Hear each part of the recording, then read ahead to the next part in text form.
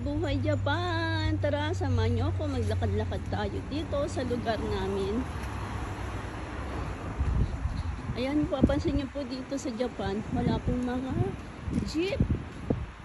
At wala rin po masyadong bus or dumadaan na bus dito dahil po may schedule ang pagdaan ng bus. Ayan, at dito tayo pupunta sa Gyomu Supermarket. Yan po ang supermarket dito na malapit sa amin. At mura pa. Ayan, kaya marami pong pupunta dito sa supermarket na yan. Lalo na po mga foreigner. Marami po dyan mga Brazilian, Filipino, Indian, Chinese, Korean na pupunta. Kasi po, sa budget. Sakto lang sa budget. Ayan, dyan tayo pupunta sa Gyomu Supermarket. Marami tayong mabibili dyan na mura. Ito na nga dala ko, ang eco bag. Para paglagyan ng mga bibili natin. Hindi naman po marami.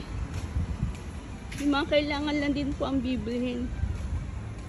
At ito po ang parking nila.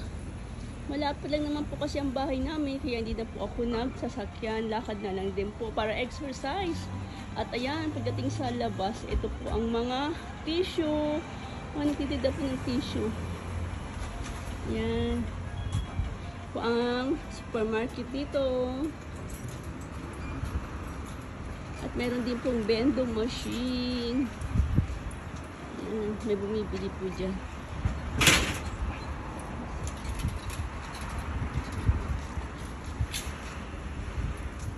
Yan din po ang kalsada.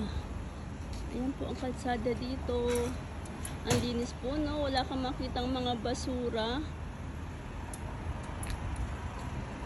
At may mga nagbabike din.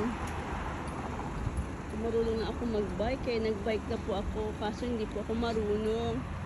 Kaya lakad na lang din. At minsan nagdadrive. Lalo na pagkapasok sa trabaho. Ayan. Pasok na po tayo sa loob at makapamili na rin. Papasok na po ako sa loob. Nag-umpisa po siya, nagbubukas ng 9:30 ng umaga hanggang 7:30 ng gabi. Ayan, tara, pasok na po tayo. Thank you for watching. Sir in Japan!